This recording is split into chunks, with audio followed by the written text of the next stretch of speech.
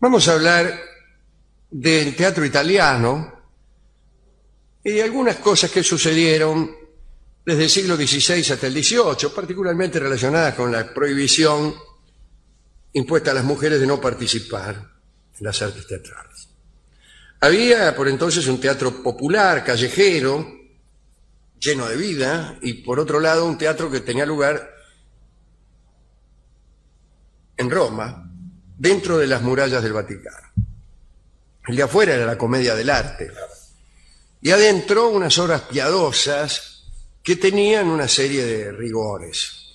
La comedia del arte la ejecutaban compañías callejeras, representaban un argumento ya estipulado, cómicos sí, de la legua, no profesionales muchas veces, atorrantes. Pero el argumento ya estaba estipulado, pero tenía un altísimo margen para la improvisación, y allí los actores aportaban su propio ingenio, ¿no? Había tipos de personajes que se repetían en todas las representaciones y actores especializados en determinados personajes. Actuaban bajo máscaras y los personajes más famosos de la comedia del arte, que todavía existen, son: el primero, quizá el más famoso de todos, es Arlequín, que proviene de Harlequin, que es el Harlequin es era un dios de los mitos franceses, de los antiguos galos. Pero no importa esto. Se presentaba con una máscara negra y después con unos rombos. Se sigue presentando así, ¿no? Sí. A punto tal que hoy en día un arlequín es un tipo que se viste de arlequín, que así es el nombre de un traje, ¿no? Blanco el traje con unos rombos de colores muy, muy brillantes. Y este es el primero, es un tipo astuto, oportunista. En los argumentos siempre anda en busca de comida o de mujeres. Pero es un tipo aprovechador, un poco avaro, ¿no? No es un personaje muy simpático, pero sin embargo a la gente le gusta. Después está Pantaleone, que es el mercader viejo, que la mayoría de las veces desea mujeres jóvenes y es ridiculizado de muchas maneras, la más frecuente de las cuales era que se vistiera de turco para disimular su edad. Se vestía de turco con ropas muy ajustadas, y con ese aspecto sabe que un disfraz de turco enamora mucho a las minas, y con esos disfraces trataba de hacerse el jovencito delante de las minas. El doctor que es el médico, es un médico malo, que se la pasa recetando remedios ineficaces para enfermedades imaginarias.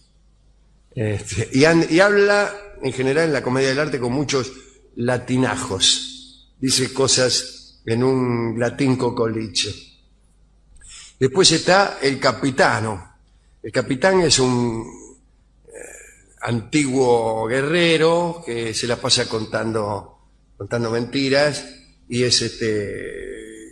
también es cobarde, y como amante resulta muy torpe y muy necio. El Polichinela es un barrigón, cruel y lascivo. El Pierrot, también llama, el Pierrot es francés, ¿no? Pedrolino también, ¿no? Que es el sirviente torpe, pero también traidor, Y la Colombina,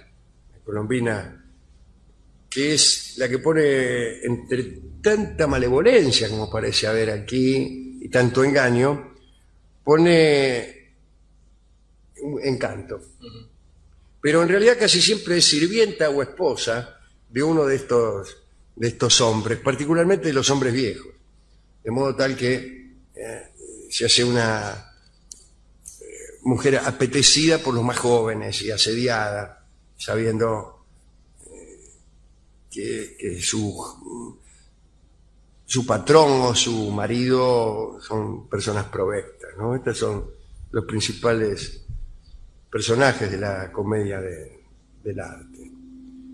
Este esquema esta lista de personajes, y con lo que he dicho ya se advierte cuáles son los argumentos, ¿no?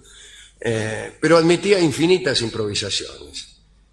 Pero la comedia influyó también en el teatro más académico. Ahí está nuestro querido amigo Carlo Goldoni, el dramaturgo de Venecia, un verdadero genio, que fue muy influido, lo mismo que Molière, por la comedia del arte. En los decorados, la entrada y la salida de los personajes era predecible. Si había un castillo, seguro que del castillo salía un noble. Una casa burguesa eran para el enamorado o el doctor, y el loco entraba por cualquier lado. Este teatro popular existió en esos siglos, pero no pudo infiltrarse en las sacras puestas del Vaticano. En el Vaticano la comedia del arte era considerada pagana, desfachatada, hereje y ruin. La capilla papal mantuvo entonces a los cómicos alejados de sus representaciones artísticas.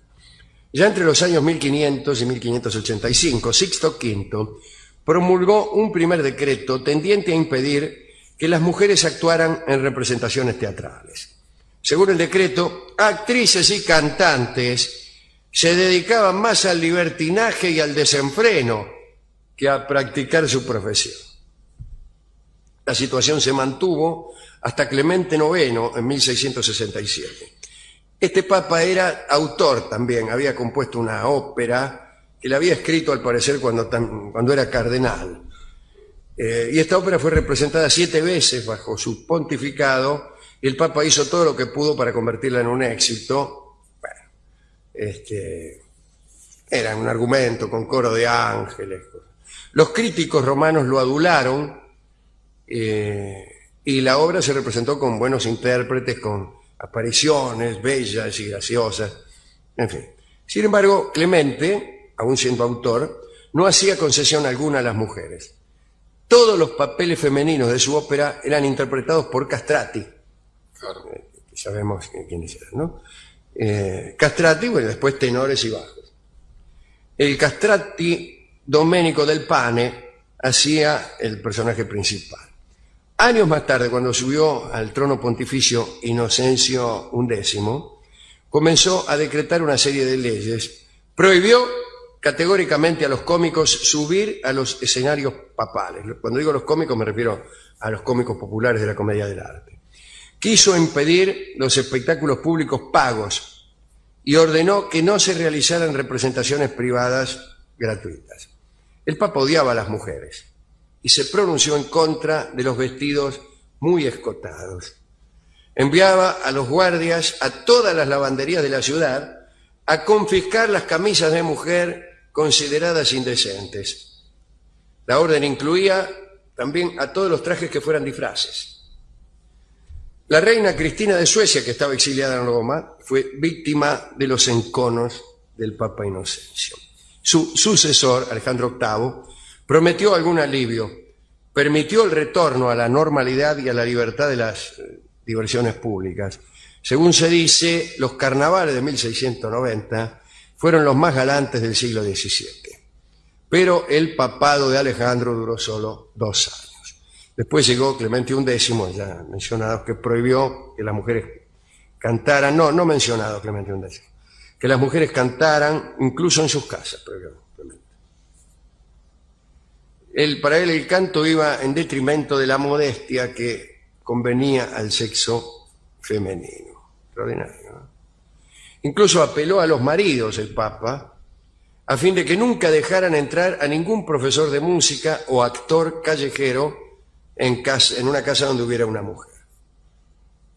Mientras tanto, los actores pontificios, los que estaban de la muralla hacia adentro, que siempre representaron obras piadosas, vivían en las principales parroquias romanas, tenían un régimen de trabajo que comprendía hasta una jubilación después de 25 años de trabajo, dependían de la protección de algún cardenal, tenían maestros, derecho a vacaciones, ensayaban 5 días y tenían 2 libres por semana, En la capilla pontificia había 32 cantantes, 8 por cada voz. Pero las voces de soprano y contralto, es decir, las voces de mujer, ¿no? Las hacían los castrati. Algunas chicas romanas se hacían pasar por castrati para escapar a la censura. Las crónicas de Casanova, que aparece otra vez aquí, cuentan un episodio en el cual una muchacha engañó a un sacerdote que tomaba el examen. La niña se puso ropas de castrati, adoptó modos de castrati, y Casanova da otros detalles más o menos picarescos. Desde luego, las leyes papales alcanzaban también al ballet. Todas las bailarinas eran en realidad hombres disfrazados de mujer. Repito, todas las bailarinas eran hombres vestidos de mujer. Esto también se extendía al teatro de marionetas. Un decreto en 1708 decía: las marionetas bailarinas deben llevar unos pantaloncitos negros, pues al mostrar sus muslos de madera, marionetas, los muñecos, podrían excitar los sentidos de los seminaristas. Que no eran de madera, ¿no? Que no eran de madera, efectivamente. Bueno, muchos nobles de otros países que fueron invitados al ballet papal declaraban su desilusión. Un varón polaco dijo: «Qué placer puede experimentarse ante un ballet cuando la primera bailarina es un señor». O el embajador de Luis XIV que decía: «Nada hay que envidiarle a la comedia papal. No hay cosa más ridícula que ver a hombres a medias haciendo de mujeres. No tienen ni su aspecto ni su gracia. Sin embargo, los aplauden como en otras partes a los mejores artistas». También la gente se reía del asunto, ¿no? Por ahí, en una obra, una vieja grita: «Miren», dice, «el padre Piero es el que hace de vieja». Hubo que esperar hasta que apareciera Clemente XIV en 1779. Clemente pidió a los directores de teatro que abandonaran sus costumbres de hacer vestir a los hombres de mujer y permitió a las mujeres cantar y actuar en la iglesia. Se anuló toda legislatura referente a los trajes y dejó que los sucesores de los cómicos italianos representaran libremente en la calle. Bueno, impresionante todo esto, me ha gustado. Yo recuerdo, yo no sé quién dijo esto, pero el hecho es que en la época del teatro isabelino, también en Inglaterra las mujeres tenían prohibido actuar. Claro. Entonces los papeles femeninos los hacían los hombres. Pero no eran castrati, eran hombres, a diferencia. Eran hombres, claro, porque ahí como no cantaban, estamos hablando de teatro, claro, que no había necesidad de hacerse castrar. No. Y hay una obra de Shakespeare que es El Mercader de Venecia. Y en El Mercader de Venecia, Portia es el personaje principal, y hay un momento en que Portia se disfraza de hombre. Se disfraza de hombre, creo que es haciendo de abogado. Ahí está. Se disfraza de hombre y hace el papel de abogado. Y entonces alguien dijo que en realidad estábamos viendo a un hombre disfrazado de mujer, disfrazada de hombre. Extraordinaria, ¿no? Claro. Extraordinaria la idea. Porque lo que vos veías en la ficción era una mujer que se había disfrazado de hombre, pero en realidad era un hombre. Claro. Curioso, ¿no? Esto se lo dedicamos a nuestros amigos, los actores de la comedia del arte, a los personajes clásicos, al Arlequín, a la Colombina. Los tangos recogieron con un gran entusiasmo a los personajes de la comedia del arte. La palabra Colombina y Arlequín y Pierrot. En fin, mirá por ejemplo. Es que Pierrot, engañado, se fue con su mandolina, siguiendo el paso de otra colombina. de líneas más finas de pelo ondulado. Este pobre colombino, esa colombina, puso en sus ojeras humo de la hoguera, y el tango soy un arlequín que canta y baila. Es decir, esta comedia, así como las letras francesas del siglo XIX, ejercieron una gran influencia en los autores del tango. Bueno, qué cosa ver como un arte aparentemente estático, es decir, el argumento ya está establecido, se puede dinamizar y ponerse creativo. Hay algo aquí que se repite siempre, pero hay algo que siempre es distinto, ¿no? Como en el caso del jazz. Claro. Bueno. El arte es un juego de rigores y de libertades. El autor de las canciones que figuran al comienzo, el violinista, el que toca el violín al comienzo de este programa, el violinista alemán Fritz Kreisler, dijo algo que estaba en un cuadrito en el Teatro Colón. Decía, el arte tiene dos enemigos, la rutina y la improvisación. Decía que sí, que se podía improvisar, pero no todo. Y que no hubiera improvisación también era mal. Algún día hablaremos de cómo funciona la improvisación y cómo se la distingue del delirio. La improvisación tiene una lógica interna. Tiene una lógica y cumple unos rigores. Rigores que dejan unos anchos canales, claro, para que por allí el faetón que conduce el carro del sol pueda moverse más ampliamente. Sin irse, pero hay un rigor. Sí, es un camino más ancho. En el jazz es muy sencillo. Sí. Hay un rigor tal que son unos acordes sucesivos. Salís de ahí, estás loco. Quiere decir que no estás improvisando todo. No. Hubo otras improvisaciones en la música mucho más completas que las improvisaciones del jazz, porque no es que el músico improvisador tenía ya una ruta de acordes por la cual seguir. No, algunos músicos, el propio Chopin, pero en otras escuelas y en otras épocas también se hizo mucho, improvisaba todo. Se trataba mayormente de solistas, desde luego, ya que resulta imposible ponerse de acuerdo en improvisar en el mismo sentido, aunque se puede, si es que uno toma la rienda y el otro sigue, se puede. Pero ahí se improvisaba todo, se improvisaba la melodía, la armonía, los ritmos, todo se improvisaba en ese momento, ¿no?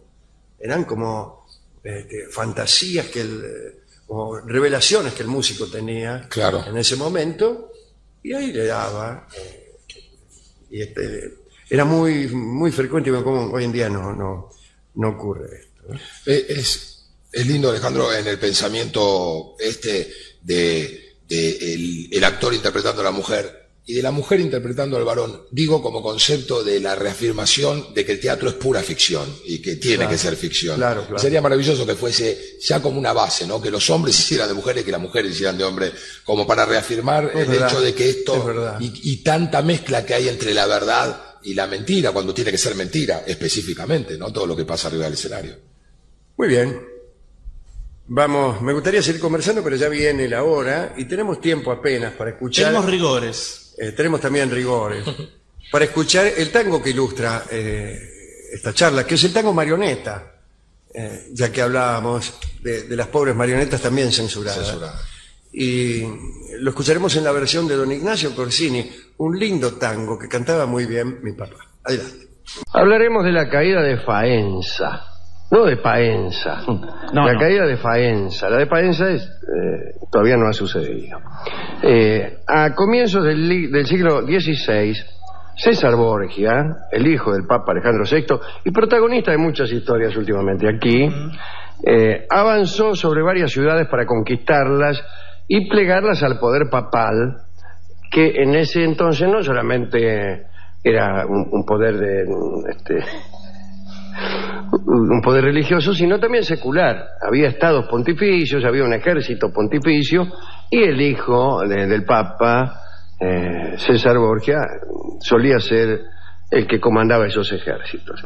Se cuenta que cuando César invadió Pesaro, el señor de Pesaro, Giovanni Sforza, que había sido cuñado de César, ya que, como hemos contado aquí, había estado casado con Lucrecia Borgia, la hermana de César, y había sido obligado a divorciarse, acusado de impotencia. Giovanni Sforza, cuando se enteró de que venía César, salió rajando y huyó desnudo. Huyó desnudo porque cuando le dieron la noticia estaba en unos baños, estaba en un baño, me imagino, y le dijeron: guarda que viene César. Vio unos caballos y salió al galope, así nomás, en pelo, como quien dice. Sin embargo, a la ciudad de Faenza la defendía Astorre Manfredi, un joven que era muy amado por sus súbditos y al parecer era también muy valiente. Su desgraciada infancia y los dramas familiares que había padecido lo habían tornado, diría yo, precozmente maduro. A los 16 años ya pelaba las naranjas solo. Quiero decir que era todo un hombre, ¿no? Había perdido cuando niño a su padre, el seductor Galeotto Manfredi, que fue asesinado por celos por su madre, ¿no? No por la madre de Galeotto, sino por la madre de Astorre, la terrible Francesca Bentivoglio. Parece que Galeotto, el papá de este muchacho, había cometido la imprudencia de llevarse una amante que tenía disfrazada de monja desde Ferrara, donde la había conocido, a Faenza. Pero esta precaución no había bastado y sus amoríos fueron descubiertos. Francesca una noche se metió en la cama y dijo que estaba enferma. Se hizo la enferma, se hizo. Ay, ay, ay. Bueno, mandó a cerrar las ventanas, a apagar las lámparas y luego lo llamó al marido, al entrar en la... lo llamó, Galeotto. Al entrar en la alcoba, Galeotto se encontró con unos asesinos, unos sicarios pagados por su mujer, que estaban escondidos atrás del ropero. ¿Me entiendes? La tipa estaba... ¡Ay! Dice Galeotto, venía a porillar. Y adentro del ropero, o atrás, anda a saber dónde. Atrás del ropero es difícil, porque no hay lugar para muchos asesinos, y en realidad para ninguno. No importa, el caso es que estaban escondidos, salieron y lo liquidaron a puñaladas. Después de este crimen, hubo un periodo de regencia, y el hijo, Astorre, fue consagrado gobernante de Faenza. Se enteró cuando se acercaban los ejércitos de César Borgia del peligro que corría la ciudad y trató de buscar ayuda, pero ya era tarde. Ciudades como Florencia y Venecia se hicieron las otarias. En noviembre de 1500, César Borgia acampó con sus tropas delante de Faenza y ordenó su inmediato bombardeo. No bombardeo con aviones, tiraban fuego griego, yo qué sé. Dice la crónica que muy pronto comprendió que no sería una conquista fácil, porque los habitantes agrupados junto al joven Astorre estaban decididos a vender caro su pellejo y el de su señor. El clima era desfavorable para un sitio. Aunque el invierno no había empezado todavía, unas nieves tempranas vinieron a jorobar y a entorpecer los movimientos de las tropas. César mandó entonces a que se levantara el campamento y esperaran la llegada de la primavera. Mientras tanto, los de Faenza aprovecharon para reforzar la defensa. Todos los que residían en Faenza se confesaron y juraron permanecer unidos y leales y morir antes que ponerse a las órdenes de César Borgia, que en ese clima, si alguno hablaba de pacto en Faenza, si alguno decía, che, ¿por qué no hacemos un pacto con César Borgia?, lo decapitaban. El Papa, impaciente por poner fin a aquella guerra, el Papa, que era el Papa de la Iglesia y el Papa de César Borgia, ¿no? O sea, con acento y sin acento, prometió a Manfredi, Astorre Manfredi, a cambio de su rendición, el capelo de cardenal y también una asignación vitalicia. Pero el joven Astorre rechazó desdeñosamente el ofrecimiento. El asedio recomenzó en primavera y esta vez fue decisivo. Los atacantes no daban tregua, los de Faenza defendían con denuedo, hubo escenas de heroísmo, y César quedó tan admirado del valor de los faenstinos que declaró lo siguiente: con un ejército semejante yo habría conquistado Italia. Los episodios de valor en realidad eran de las dos partes, ¿no? Por ejemplo, Tadeo de la Volpe, que era un capitán de César Borgia, fue herido en un ojo por una flecha y se sacó la flecha con sus propias manos, con ojo y todo, ¿no? Con el ojo ensartado como una aceituna. Y después volvió a la lucha gritando que así veía solo la mitad de los peligros. Esos son guapos. La ciudad de Faenza terminó por rendirse y Manfredi envió una delegación a César para tratar sobre los términos de la rendición. Los vencidos pedían la salvación de sus vidas, inmunidad de represalias, permanencia en la ciudad, solo de las tropas afectadas al mantenimiento del orden. Una honda invasión norteamericana a cualquier país. César aceptó todas las peticiones, convocó incluso a Astorre Manfredi, y el encuentro fue muy cordial. El vencedor, César Borgia, felicitó al vencido por la estupenda defensa y le ofreció permanecer con él, y Astorre aceptó. Entonces, muy satisfecho, César le llamó a su hombre de confianza, Michelotto Corella. ¿Cómo me gustaría llamarme Michelotto? Y le ordenó que acompañara a Astorre hasta Roma, diciéndole: mira, trátamelo bien. Muy bien. Astorre Manfredi fue acompañado a Roma por su hermano, pero el trato no pareció ser demasiado adecuado, porque en realidad lo acuchillaron. Astorre y su hermano fueron acuchillados y sus cuerpos fueron arrojados al Tíber con una piedra cada uno atada al cogote. Se escribió mucho acerca de las razones del asesinato de Astorre Manfredi, pero la verdad es que poco cuesta conjeturar que su mera existencia representaba una amenaza para César, ¿no? Bueno, y él pensaba, ¿no?, que Astorre era muy valiente, que los de Faenza también lo eran, entonces dice: mejor los liquidamos. Y esto fue lo que hizo. Con el visto bueno del Papa Alejandro VI, ordenó que lo liquidaran. Al morir tenía 17, el querido Astorre Manfredi, que a los 16 pelaba las naranjas solo, y a los 17 fue asesinado por orden de César Borgia. Extraordinaria historia y terrible historia. Este tipo realmente era de lo peor. Fuimos a la discoteca, le contamos esta historia al discotecario, y él dijo que él tenía un cuñado que era todavía peor que César Borgia, porque les pegaba a los hijos. Bueno, sí, señor, pero no tiene nada que ver con esto que estamos contando. Y me discutió que les pegaba incluso por motivos... Por ejemplo, perdían el hipódromo y venía y lo fajaba. No. Una basura. Una basura. Era peor que César Borgia. Era peor. Así que hay un tango que se llama Mala Entraña, que está dedicado, no sé si al cuñado de nuestro discotecario o a César Borgia, y lo escucharemos en la versión de Edmundo Rivero. Mala Entraña. Adelante. Hablaremos de la llegada de Catalina de Médicis a Francia. Así que ubiquémonos en Francia en 1530.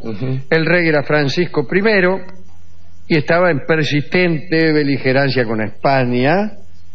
Así que andaba buscando con quién aliarse en contra de Carlos I de España. Cada vez que se encontraba con algún rey, trataba de hacer una coalición para combatir a España. Y por ahí se le ocurrió incluso aliarse con el sultán Solimán el Magnífico. Pero le pareció que era una salida al menos poco católica. Sí. Entonces buscó una potencia cristiana.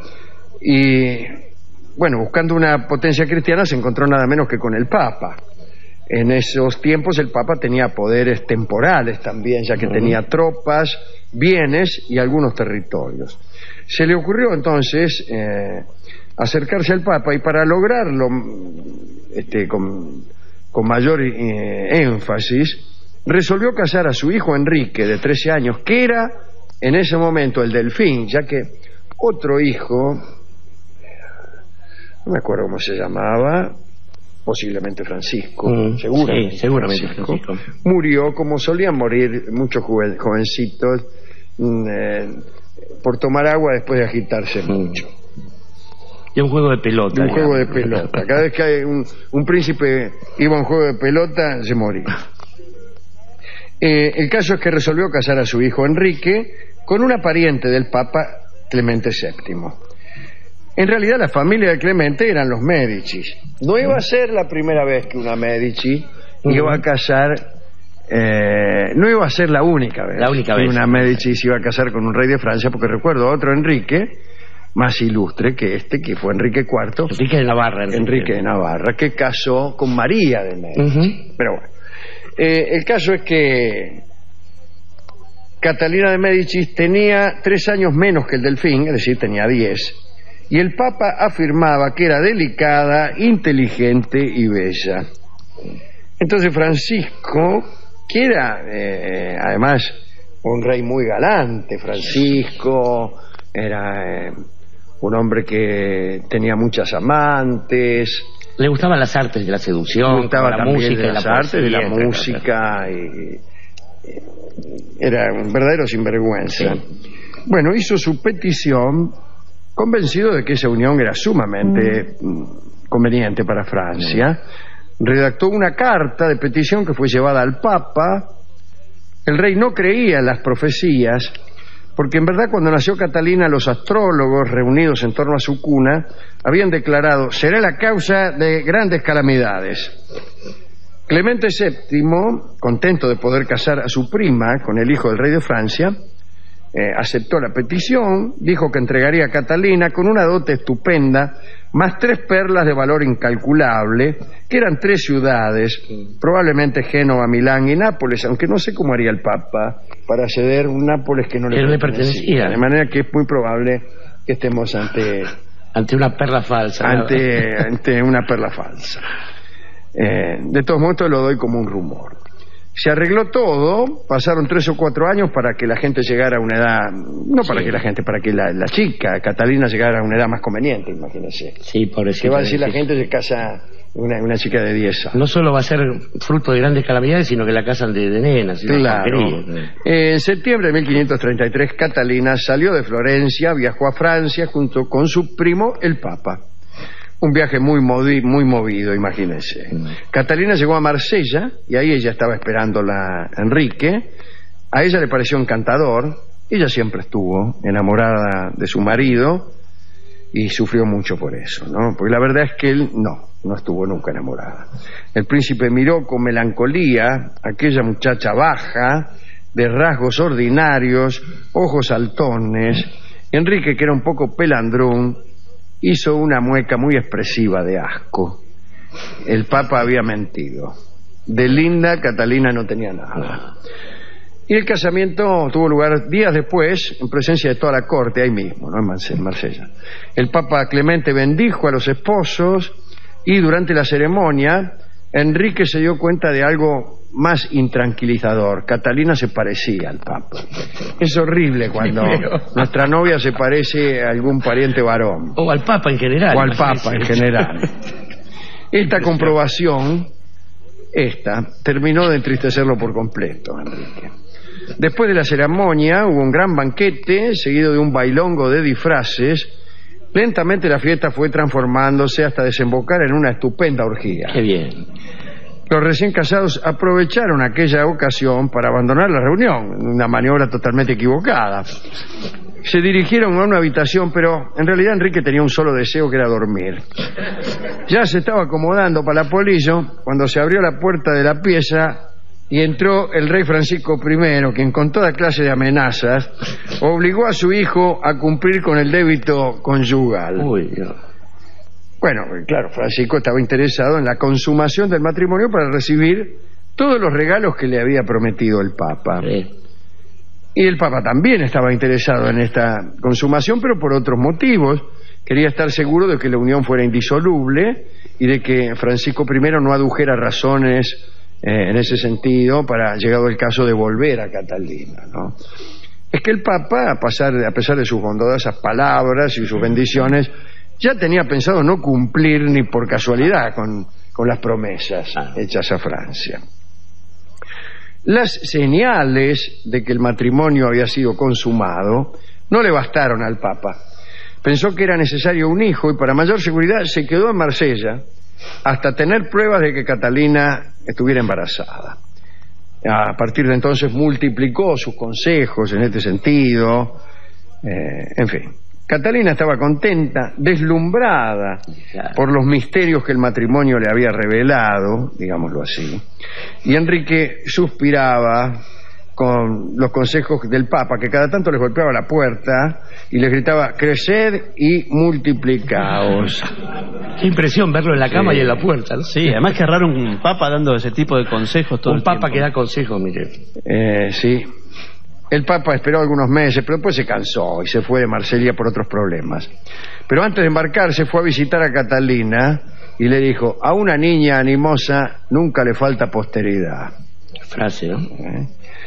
Francisco, que creía de buena fe en el Papa, se puso a esperar a que le dieran Génova, Milán o en la ciudad que fuere, ¿no? Pero el Papa no cumplió con la entrega de estos territorios y no cumplió de la manera más indudable. Se murió. Y cuando uno se muere viene otro con ideas contrarias y al que no se le puede reclamar ciudades que nos prometió con tal de casar a su prima con el príncipe de Francia. Cuando Francisco se enteró de este deceso, se entristeció mucho y dijo: me dieron la mujer pero desnuda. Sí. En cuanto al pobre Enrique, desconsolado al ver que su casamiento con una florentina fea no servía ni siquiera para bien del país, se amargó todavía más y luego, viendo que aquella melancolía no servía tampoco para nada, se alejó de su esposa y comenzó a tener amantes. En realidad su principal amante fue Diana de Poitiers, de quien sí estaba enamorado. Nunca Enrique amó a Catalina y ella sufrió mucho, lo espiaba incluso. Dormía justamente arriba de la habitación que usaban Enrique y su amante Diana de Poitiers para refocilarse. Sí. Y había construido un agujero para espiarlos. Un bichadero, ¿no? Sí, un bichadero desde arriba, y ahí ella misma era testigo de su propio infortunio. Y sufría porque lo amaba, además. Era muy fea, pero hay un detalle. Dicen que tenía lindas piernas. Bueno. Y entonces no es poco, ¿no? Le gustaba montar a caballo, y no montaba como las mujeres, sino que montaba como un hombre para que pudieran verle las piernas. Pero como al subir a los caballos puede una fotografiar a los asistentes, resolvió inventar una prenda que entonces no tenía mucho uso, quizá no existía, no sé, para poder montar de esa forma. Y es así como nacieron las bragas. Es así como nacieron las bragas. Claro, si no montaban, las damas montaban lo que se llama a mujeriegas. A mujerengas, sí. Sentándose y sacando las patas para el lado derecho, para el lado izquierdo, no, al mismo lado que monta. Debe ser difícil subirse al caballo y quedar colgando de ese lado, ¿no? Pero más difícil es quedar colgando del otro. Sí. Ahí te quiero ver. ¿Qué sé yo? No lo sé. Pero mire usted, así que las bragas... Sí, las bragas son, dicen, un invento de Catalina de Médicis. Esto es lo que queríamos contar. ¿Cómo llegó Catalina? Que era muy mala, por otra parte. Era muy mala, era una madre dedicada, y por eso puede a lo sumo merecerse alguna dedicatoria, Alejandro. Sí, fue madre de 1, 2, 3... ¿Tres reyes? Fue regente por lo menos de uno, de Carlitos VIII, de Enrique III también. De Enrique III y de Francisco II. Claro. Pero si fue la regencia fue sobre Carlos. Fue madre también de Margot, que estuvo casada con Enrique IV y que fue también reina. Sí, señor. Sí, señor. De 3 reyes y una reina. No está mal para una muchacha fea de Florencia. Pero junto con ella creo que deberíamos homenajear a otras Catalinas más simpáticas, por ahí como nuestra Catalina, la alemanota esa de Rusia, que supo hacer la suya, con nada menos que con Francisco de Miranda, amante de Francisco de Miranda. Amante de Miranda. Y eso Miranda andaba buscando aliados para la causa latinoamericana, o lo que sea. Pero tenerlo conoció a Catalina en su carnet de baile, igual que el almirante Potiomkin y tanta otra gente. Sí. Fue esa Catalina nos gusta más. O Catalina, la de la canción, que tenía la rutina, o mejor aún, esa Catalina mártir que nadie recuerda, la que amablemente el tipo le dice: se bate un par de mates, Catalina, la mina jaboneada le hizo caso, etc. Y que después se liga a 34 puñaladas. Efectivamente, para todas esas Catalinas. Y a todas las Catalinas que nos escuchan Catalina en su día, en el día de hoy, que es precisamente... No sé qué día es hoy. No, hoy es el día de la estadística. El día de la estadística. Bueno, muchísimas personas se llaman Catalina, dice según la estadística. Bueno, y fuimos a la discoteca, le explicamos todo esto al discotecario y nos dio un disco que se llama Catalina. ¿De qué manera se podía llamar? Sí, claro, lo resolvió fácil esta vez. La escucharemos en la versión de Don Miguel de Molina. Una bellísima canción. Adelante. La enamorada Madame de Montpensier. Vamos a ubicarnos en Versalles, allá por el año 1670. El rey era Luis XIV. En el palacio vivía Madame de Montpensier, una nieta de Enrique IV. Era la mujer más rica de Francia. Desde su infancia se le había dicho que se casaría con Luis XIV.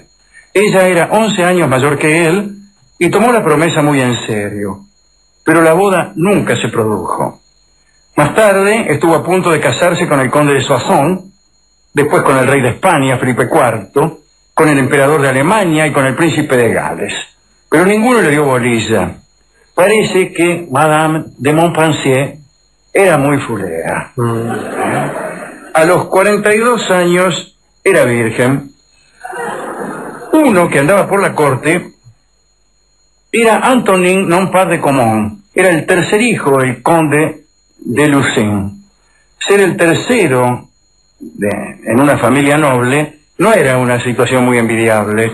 Generalmente había dos alternativas: abrazar la carrera de las armas o vestir el hábito religioso. Decidido a no seguir ninguno de aquellos caminos, Antonin dejó su casa y se dirigió a la corte de Versalles, y allí le fue bien. Era un hombre apuesto y simpático, le cayó simpático al rey, disculpen por la repetición involuntaria, y pronto consiguió seducir a algunas mujeres importantes. Madame de Montpensier se enamoró de Antonin de Lucin, pero no se lo decía.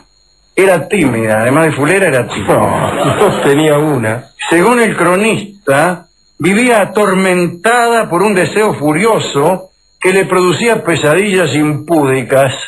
Repito este inciso. Vivía atormentada por un deseo furioso que le producía pesadillas impúdicas. Me han dicho en la radio que leer muchas veces este inciso aumenta la audiencia.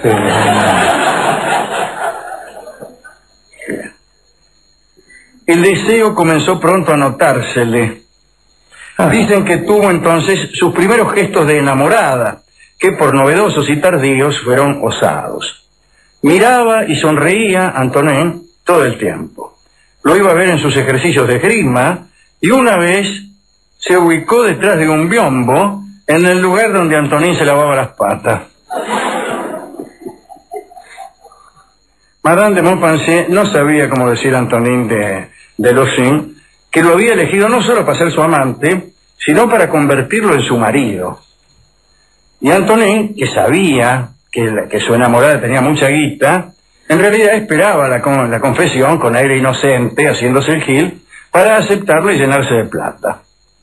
Un día, Madame de Montpensier le dijo a Antonin: «Caballero, deseo haceros una confidencia. He elegido marido». «Está muy bien», respondió Antonin, y siguió haciéndose el distraído. Luego, Madame de Montpensier intentó decirle quién era como 10 veces, y de distintos modos. Intentó escribirlo en un vidrio empañado, trató de decírselo al oído, después quiso escribirlo en un papel, se lo hizo adivinar, pero siempre, a punto de decirlo, gritaba: «¡Ay, no puedo!» y daba una vuelta corriendo alrededor de la habitación. Debía ser un cuadro fantástico. Esa charla ridícula duró horas. Después, cansado, Antonin de Lucin se retiró, se fue. Hizo lo que hubiéramos hecho cualquiera. Más se dijo y se fue. Unos minutos después, lamentándose por su timidez, Madame de Montpensier tomó una hoja y escribió: «Sois vos». Al día siguiente dio el papel a su amado. Antonin leyó las 2 palabras y, aunque lo esperaba, tembló. Miró a aquella mujer que las crónicas describieron así. Era desdentada, grandota, blancuzca y arrugada.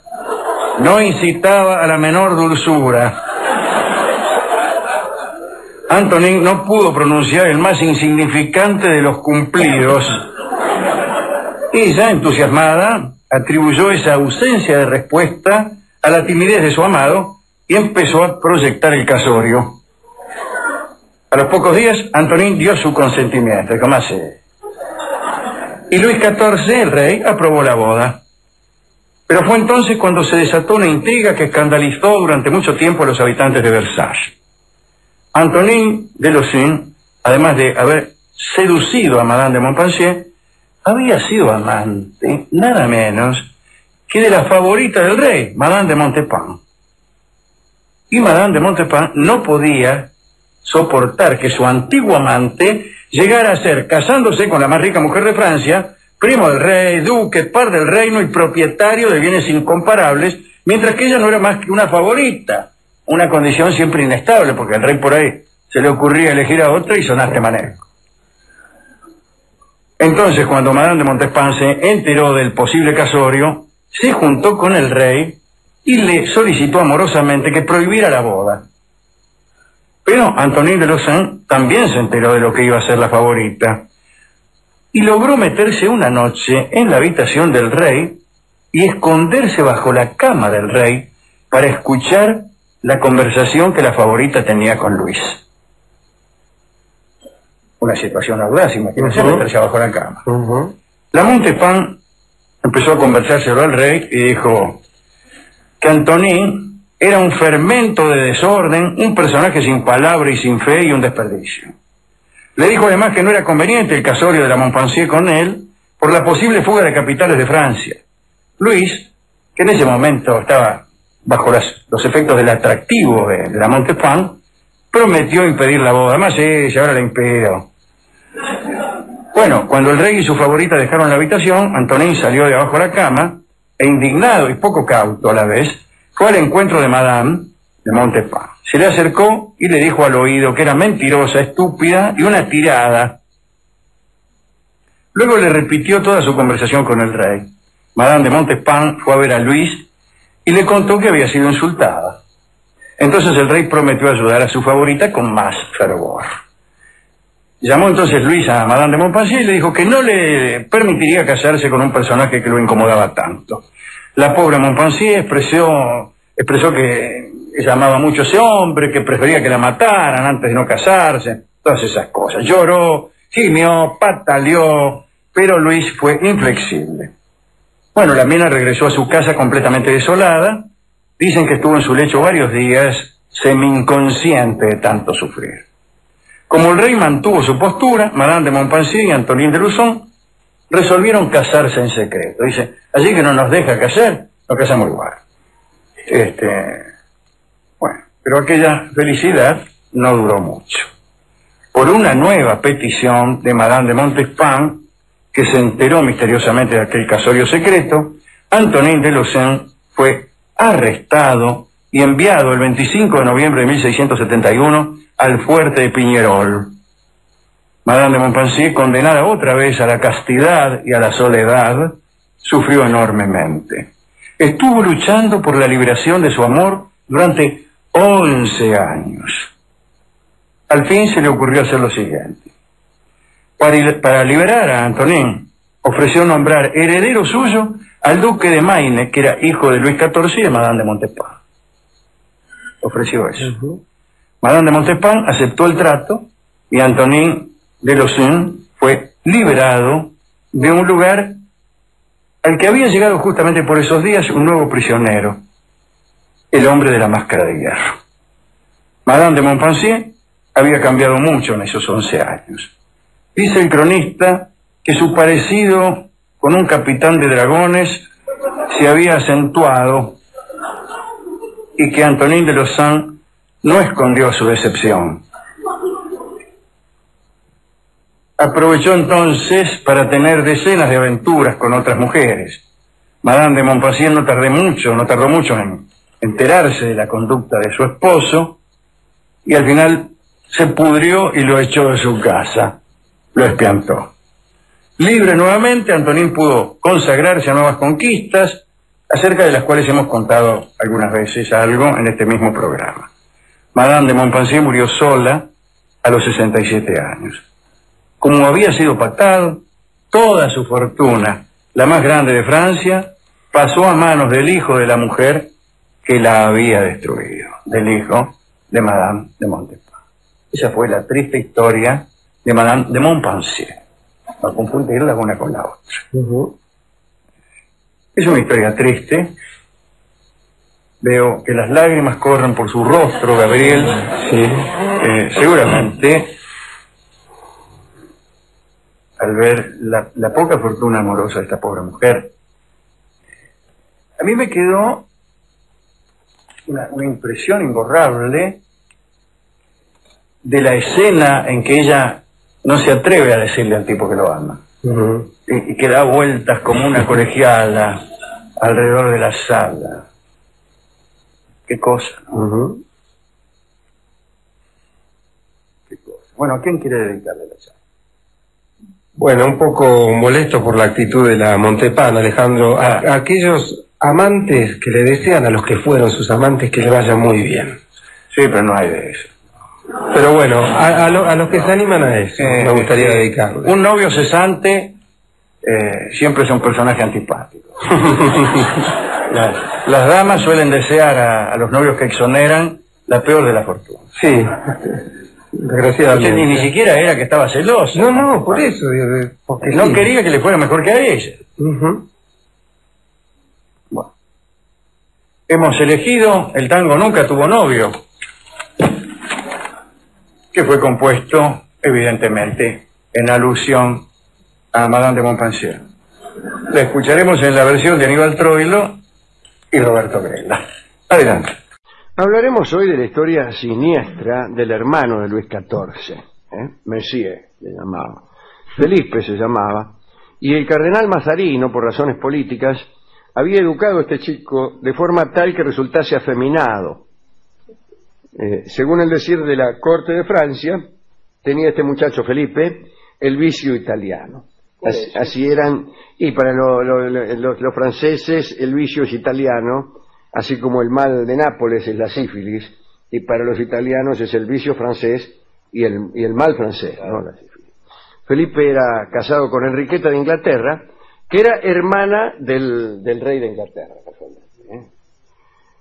Bien, habíamos contado algunas aventuras alguna vez, la más extravagante de las cuales era que Enriqueta, la mujer de Felipe, o mejor dicho, el amante de Felipe, el conde de Guise,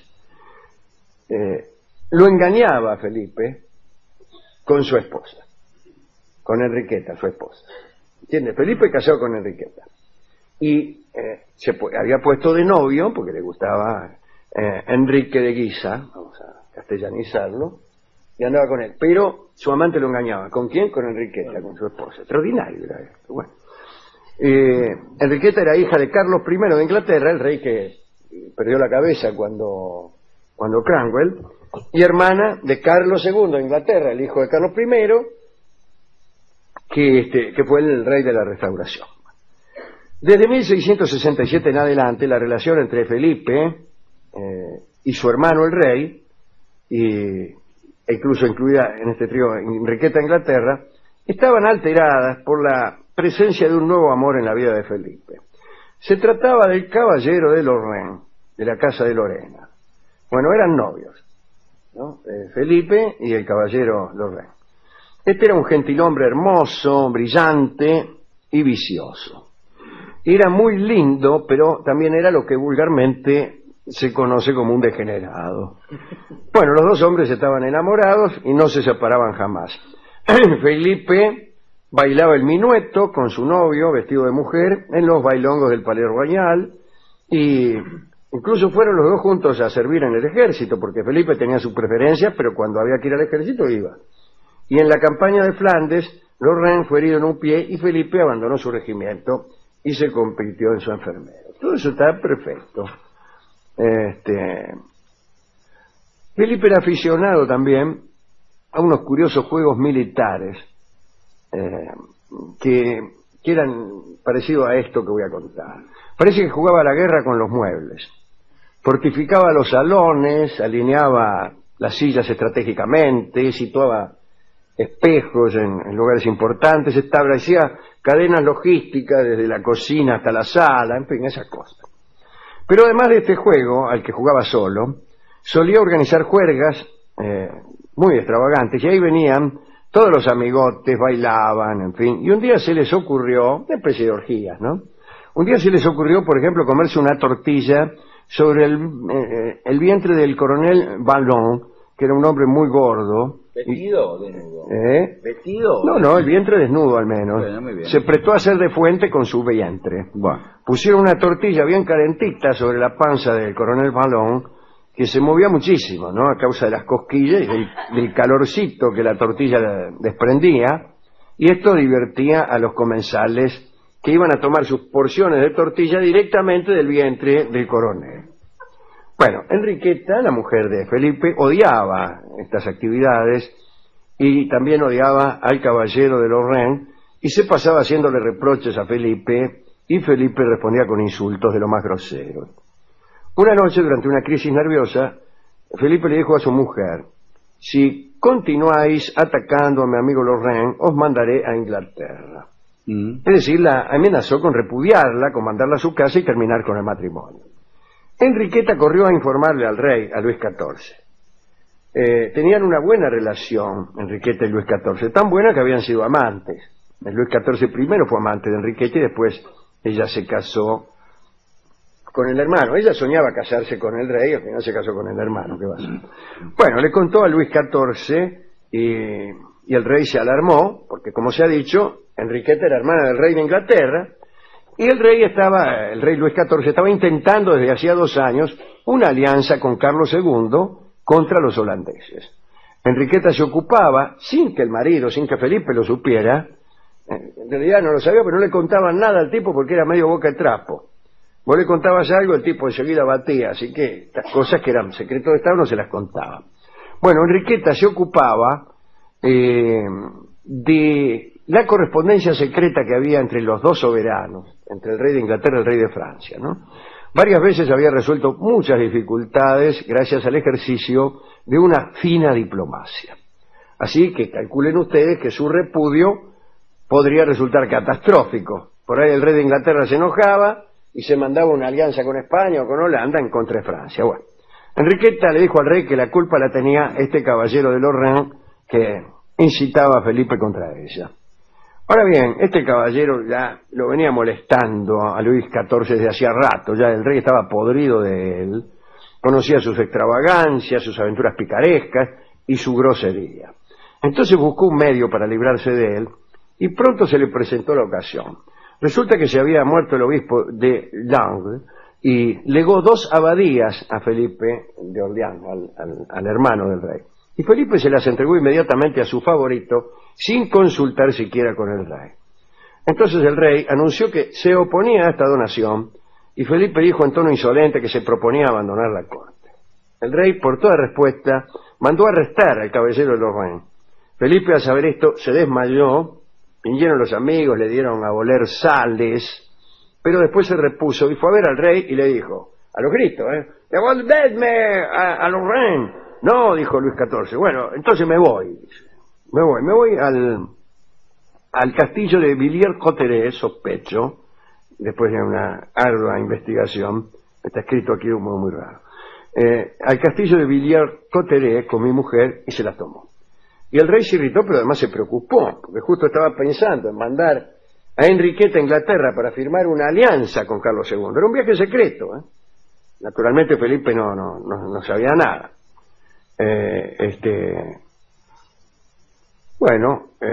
En Villiers-Cotterêts, Enriqueta pasó una vida penosa. Felipe la acusaba de haber provocado el arresto de Lorraine. Todos los días llegaban cartas de Lorraine, ¿no? A todo esto, Carlos II se había enterado de estas dificultades que tenía Enriqueta con su marido, estas peleas, de la vida penosa que llevaba, y entonces le escribió al rey de Francia, Luis XIV, para expresar su desaprobación. Digo, un momento que la gente abandona el lugar. Le dijo, che, escuchame, qué sé yo, ¿no? Le habrá dicho, tu hermano se las hace pasar negras a mi hermana. Entonces Luis XIV mandó a Lorraine al castillo de If, castillo que recordarán todos los que han tenido la precaución de leer El Conde de Montecristo antes de venir aquí. Lo mandó a Lorraine al castillo de If y dio orden de mantenerlo con extremo rigor, prohibiéndole incluso toda correspondencia. Muy bien, privado de las cartas de su novio, Felipe se puso peor. Dicen que estaba tirado en la cama, cada 2 minutos gritaba, qué sé yo. Bueno, por ahí se cansó de gritar y se dio cuenta de que la única solución era someterse a la voluntad de su hermano el rey y regresar a la corte. Volvió junto con Enriqueta. Enriqueta reanudó las conferencias con Luis XIV, debieron ser momentos muy excitantes para ella, porque a ella el rey le gustaba bastante, bueno, qué sé yo.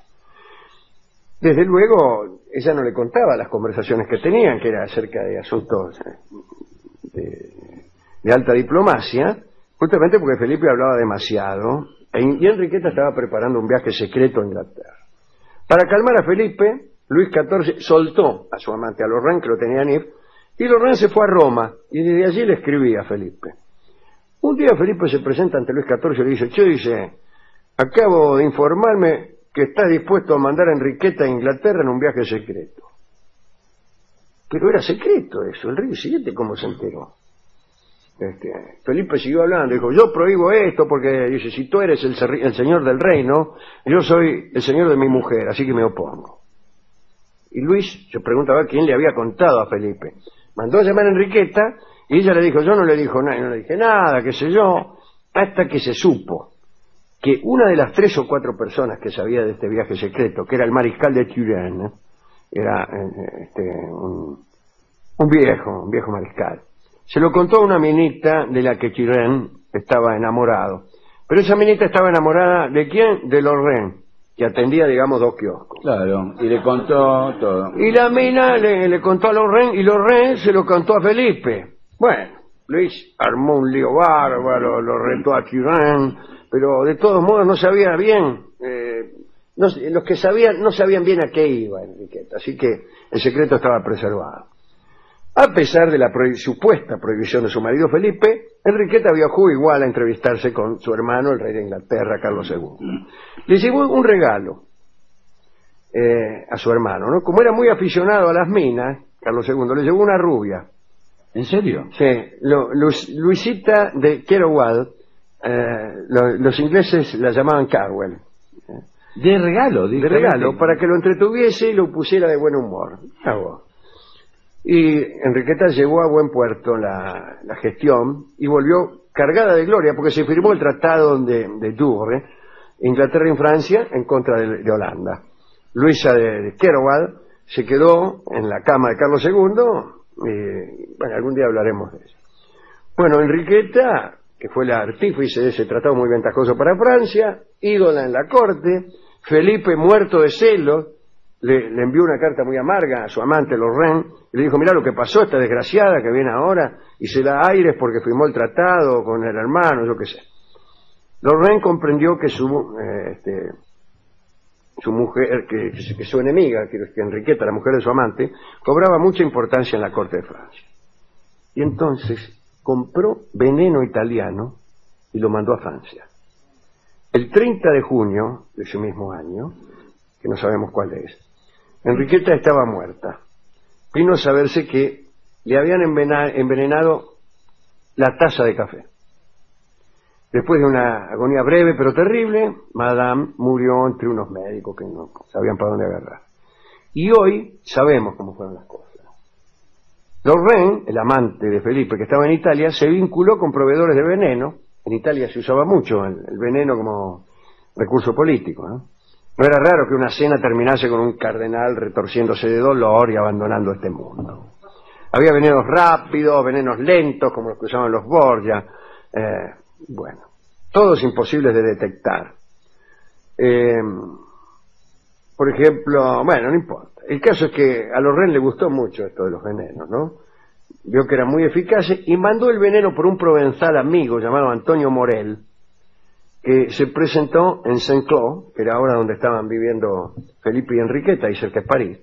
Se metió con un pretexto cualquiera, usted sabe cómo son los castillos y los palacios de los nobles, que entra mucha gente. Envenenó la taza de café y sucedió lo que relatamos anteriormente. Enriqueta se envenenó. Luis XIV, el rey, inmediatamente sospechó un crimen, como todo el mundo, incluso nosotros, y hay relatos muy detallados de este episodio porque por lo menos 2 o 3 de los que estaban involucrados escribieron. Y nuestra amiga Luisita de Lafayette, que va aprendida en todas, ella es la autora de un libro que se llama La historia de Enriqueta, ¿no? Y cuenta todo este asunto. Y Luis sospechó un crimen, hizo el mismo rey una investigación, le pegó una apretada al mayordomo y le dice: si me decís la verdad yo te prometo la vida. Y el mayordomo cantó. Se supo que Lorraine había mandado el veneno, que 2 o 3 de la servidumbre estaban involucrados en el asunto, pero que Felipe era inocente, no se lo habían querido decir. ¿Por qué no se lo habían querido decir? Porque era boca de trapo. Si se lo hubieran dicho, el plan no hubiera llegado a cumplirse, porque el tipo hablaba mucho. Y no se lo dijeron y por eso se salvó. Y en realidad se salvaron todos. Luis resolvió no castigar el crimen, porque pensó lo siguiente: si los ingleses se enteran de que su princesa amada, la hermana del rey, ha sido envenenada en Francia, el tratado de Douvres peligra.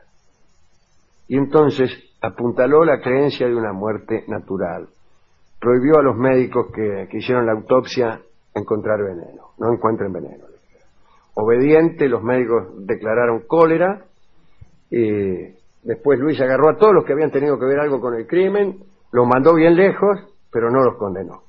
Y en cuanto a nuestro amigo, el caballero de Lorraine, unos años después regresó a la corte, donde fue muy efusivamente recibido por el hermano del rey, Felipe de Orleans. Así murió la pobre Enriqueta, muy jovencita, creo que no tenía 25 años. Así que esa es la historia de hoy, la historia de Enriqueta y su marido, Felipe, aquel a quien no le podías contar nada, porque enseguida iba y le pasaba el santo a la encargada. Hemos ido a la discoteca, le contamos esta historia. Muy buena historia para el discotecario, muy buena historia. Él la escuchó, después me contó de gente que él conocía en el barrio, que también, que eran peores que estos, dijo él. Bueno, no creo. Siempre cuenta cosas donde los personajes son mucho peores que los de nuestras historias. Porque quiere protagonismo, pero sí, la historia era mejor. Sí. Pero lo importante es que los enriedos y el crimen por envenenamiento, no sé, algún tango vinculado a veneno le dio a... No, el último café. Le envenenaron la taza de café, claro. El último café. Lo escribió mi querido amigo Héctor Stamponi. Yo no sé si escribió Sí, pensando en eso, sí, él me lo dijo, o se olvidó de decírmelo. Así que escuchamos en solo de piano a Héctor Stamponi en su tango, el último café. Bien, hablaremos hoy de las desgracias y yetaturas de don Francisco José de Habsburgo. Aquí hemos hablado muchas veces de la mala suerte de los Habsburgo. Hoy no hablaremos de todo eso, sino de unas yetaturas nuevas. Ajá. Pero, para recordar, hemos hablado de la aparición de un fantasma en el Palacio de los Habsburgo, un fantasma al que llamaban la Dama Blanca, que aparecía en este palacio que queda en Viena y anunciaba siempre una desgracia. Cada aparición de la Dama de Blanco anunciaba una desgracia. La habían visto en vísperas de acontecimientos tremendos, muertes, asesinatos, etc. También hablamos de otros episodios también relacionados con Francisco José. Sabemos todo lo que sucedió con Sissi, la mujer de Francisco José, también llamada Romeo Schneider. La mataron en Ginebra en 1898. La mató un anarquista italiano llamado Luigi Lucchesi. Tenía una mala relación la familia Habsburgo con los anarquistas en general, ¿no? Después Gabriel desde Princip luego, se encargaría claro, lo que pasó en 1914.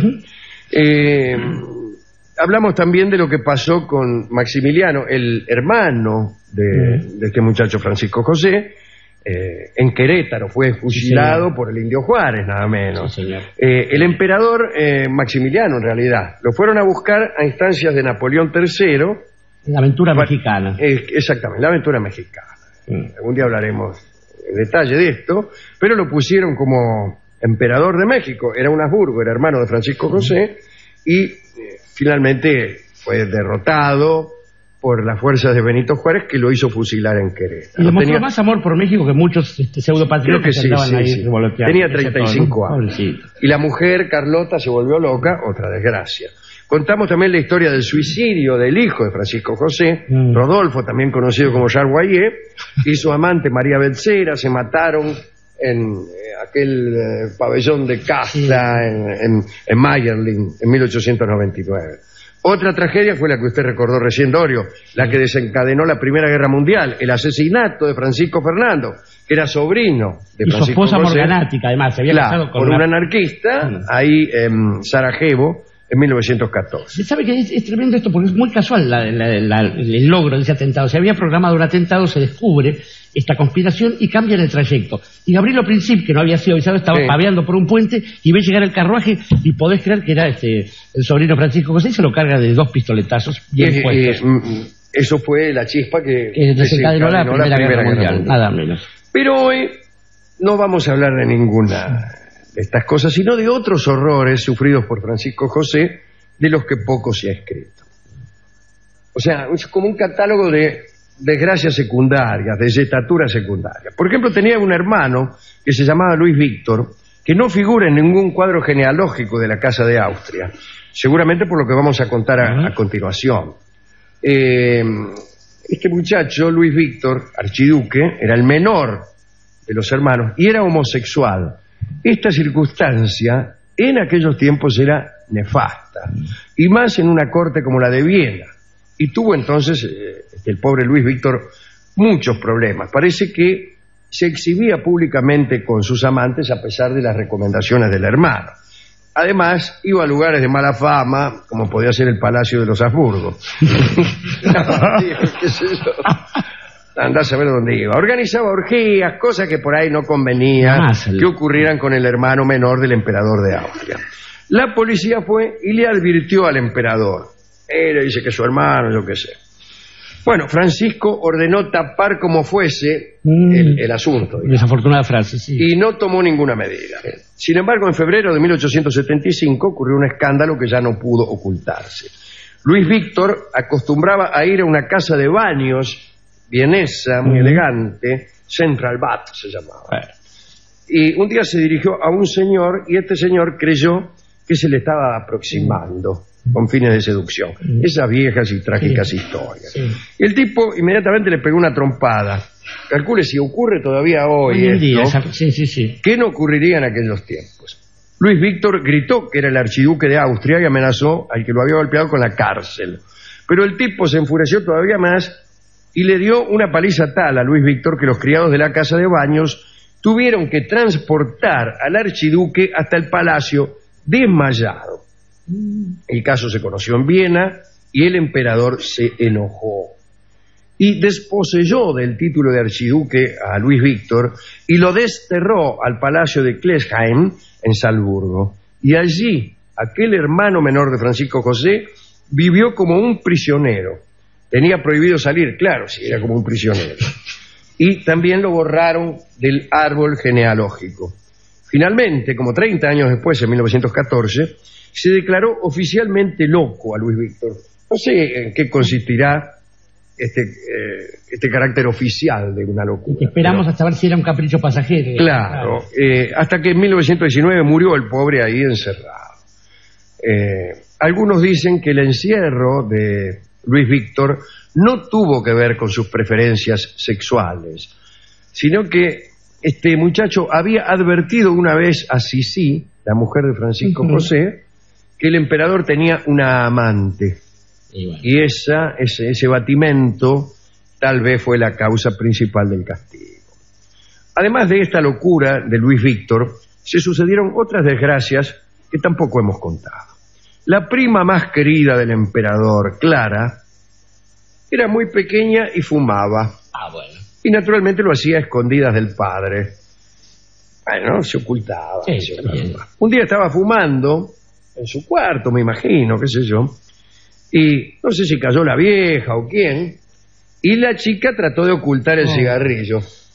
Y no tuvo mejor ocurrencia que metérselo en el peinado.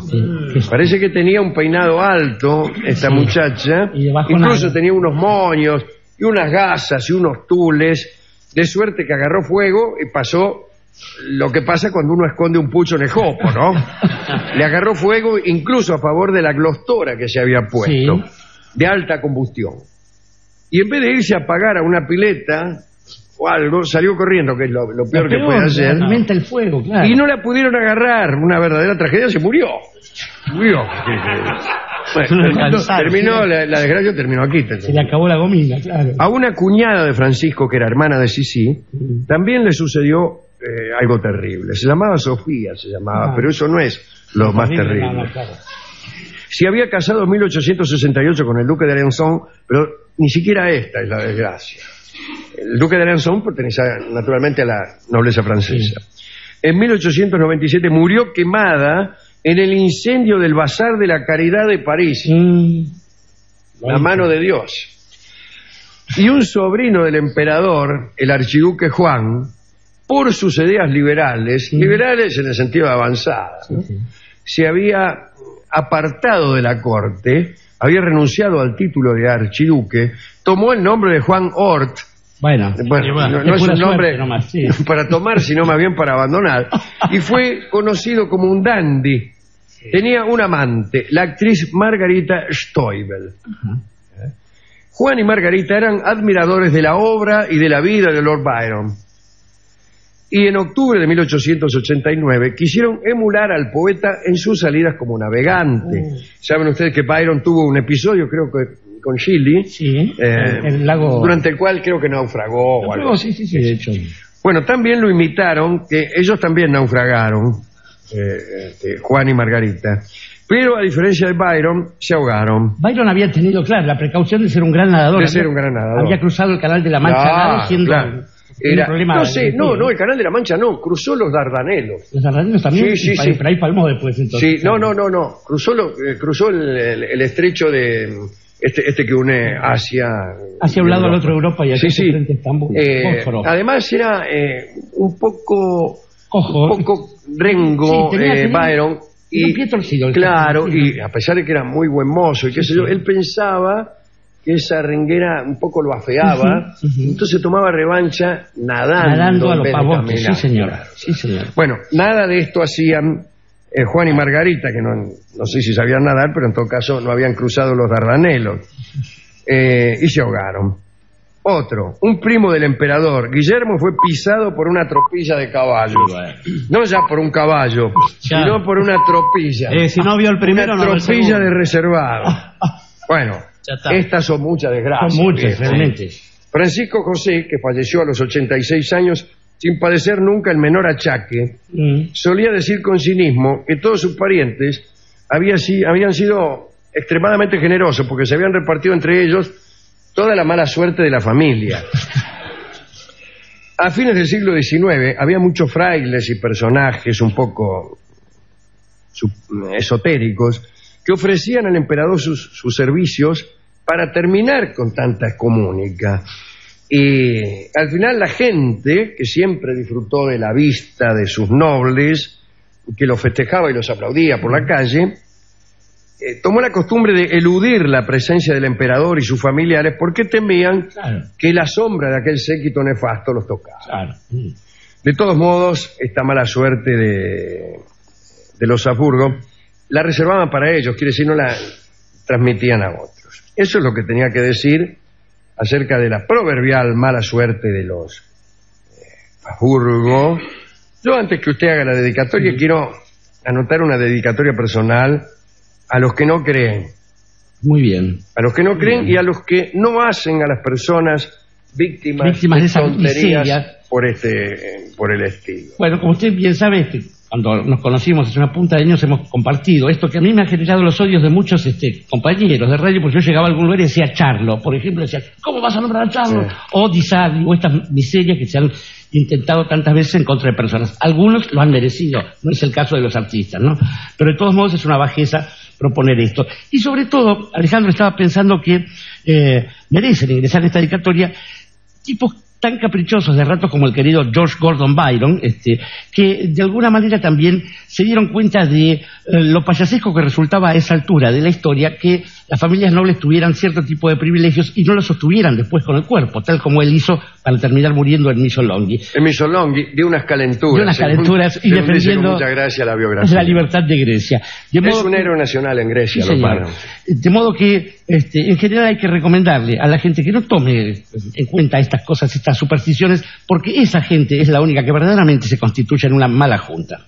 Y Mala Junta es el disco que nos ha dado el discotecario, tal vez pensando en la nobleza del Imperio Austrohúngaro, sí. Y vamos a escuchar la versión de Julio De Caro. Adelante.